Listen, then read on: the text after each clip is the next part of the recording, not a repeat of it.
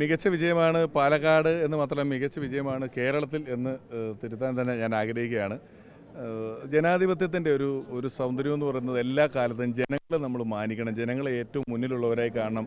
അവരാണ് നമുക്ക് അധികാരം തരുന്നതെന്നും നമ്മൾ ജനങ്ങൾക്ക് വേണ്ടി ഭരിക്കണം, ജനങ്ങളെ അല്ല ഭരിക്കേണ്ടതെന്നുള്ളൊരു ബോധ്യവും എല്ലാ ഭരണാധികാരികൾക്കും ഉണ്ടായിരിക്കണമെന്ന് ഒരിക്കൽ കൂടി ഓർമ്മിപ്പിക്കുന്ന ഒരു വലിയ തെരഞ്ഞെടുപ്പ് ഫലമാണ് വന്നത്. വലിയ സന്തോഷം പാലക്കാടുള്ള ഓരോ ജനങ്ങളോടും.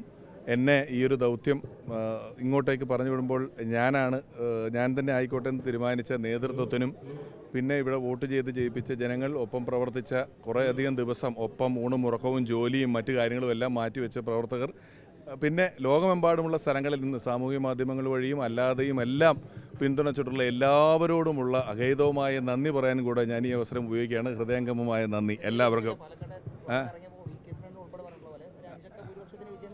അതെ, ഇവരൊക്കെ വളരെ എക്സ്പീരിയൻസ്ഡ് ആയിട്ടുള്ള ആൾക്കാരാണല്ലോ. വന്ന് ഇറങ്ങും പറയാം എത്ര കിട്ടും എങ്ങനെയാന്നുള്ള കാര്യങ്ങൾ അത് പറഞ്ഞു. അതുപോലെ അത് ശരിയായല്ലോ, അതുകൊണ്ടാണ് ഞാൻ പറഞ്ഞത്.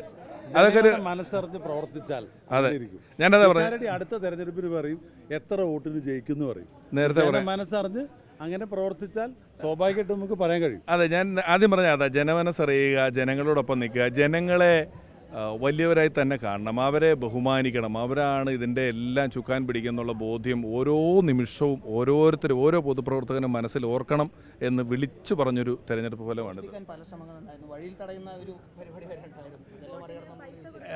അതിനൊക്കെ എനിക്ക് തോന്നുന്നു ഞാൻ അതിനൊക്കെ മറുപടി പറയേണ്ടതുണ്ടോ? ജനങ്ങൾ പറഞ്ഞു കഴിഞ്ഞു എന്ന് ഞാൻ വിശ്വസിക്കുകയാണ്. അതൊക്കെ കഴിഞ്ഞ കാര്യങ്ങളാണ്. അത്തരം ചെയ്തികൾക്കെല്ലാം ഉള്ളൊരു ഉത്തരമാണ് ഈ തെരഞ്ഞെടുപ്പിൻ്റെ ഫലം. ഇനി ഞാനത് എടുത്തു പറഞ്ഞുകൊണ്ട് ഒരു മറുപടി അന്ന് അങ്ങനെ ചെയ്തു ഇങ്ങനെ ചെയ്തു എന്നൊന്നും പറയേണ്ടതായിട്ടില്ല എന്ന് വേണം വിശ്വസിക്കാൻ. കാരണം ജനാധിപത്യ മൂല്യങ്ങൾക്ക് എപ്പോഴും നമ്മൾ വലിയ പ്രാധാന്യം കൊടുക്കണം.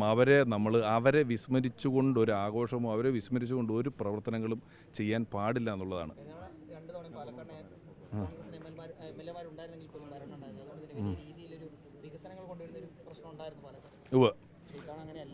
ഇത്തവണ അങ്ങനെയല്ല. അതുകൊണ്ട് തന്നെ അങ്ങനെയുള്ള കുഴപ്പങ്ങളൊന്നും ഉണ്ട്. നമ്മൾ എന്തെല്ലാം പറഞ്ഞിട്ടുണ്ടോ അതെല്ലാം ചെയ്യുന്നതിന് വളരെ പ്രതിജ്ഞാബദ്ധമായി വളരെ ശ്രദ്ധയോടെ ജനങ്ങൾക്ക് വേണ്ടി ആത്മാർത്ഥമായിട്ട് പ്രവർത്തിക്കും എന്ന് തന്നെയാണ് ഇപ്പോൾ പറയാനുള്ളത്.